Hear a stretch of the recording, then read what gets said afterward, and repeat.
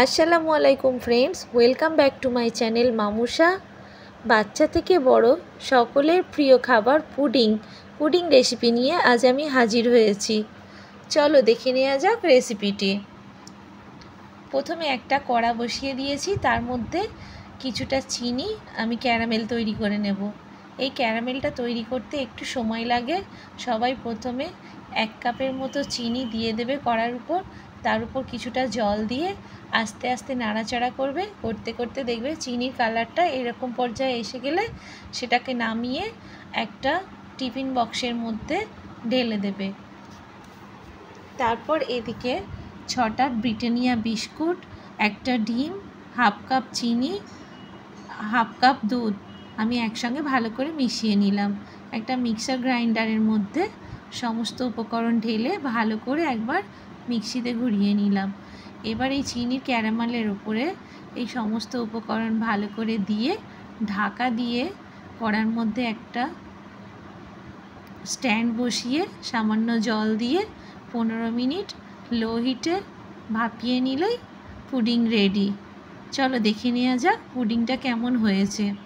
এটা বানাতে খুব কম সময় লাগে আর খেতেও দারুণ লাগে। সবাই অবশ্যই একবার বাড়িতে বানাবে। দেখো, এটা বানাতে আমার 15 মিনিট সময় লেগেছে। এবার এটাকে আমি ছুরির সাহায্যে চারিদিকে একবার ঘুরিয়ে নেব। তারপর একটা প্লেটের মধ্যে এটাকে ঠান্ডা হতে দেব।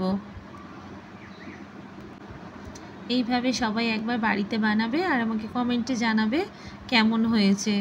ভালো লাগলে তোমরা অবশ্যই আমার চ্যানেলটিকে লাইক করবে। যারা আমার চ্যানেলে নতুন তারা অবশ্যই সাবস্ক্রাইব করে নেবে। দেখো, আমি একটা প্লেটের মধ্যে পুডিংটিকে উল্টে ঢেলে দিলাম। উপর থেকে দেখতে যতটা লোভনীয় হয়েছে, খেতে দারুণ সুস্বাদু হয়েছে। তোমরা অবশ্যই বাড়িতে এটা একবার বানাবে আর কমেন্টে জানাবে কেমন হয়েছে। দেখো, এবার আমি একটা ছুরির সাহায্যে কেটে দেখাবো।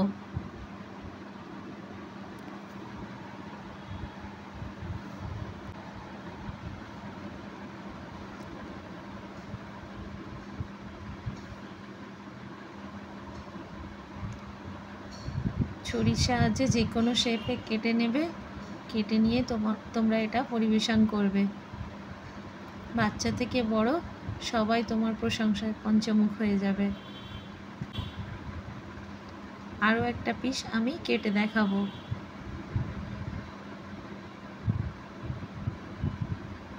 এটা বানাতে খুবই কম সময় লাগে আর খেতে খুবই সুন্দর সুস্বাদু। বাচ্চা থেকে বড় সবাই পছন্দ করে এই রেসিপিটি।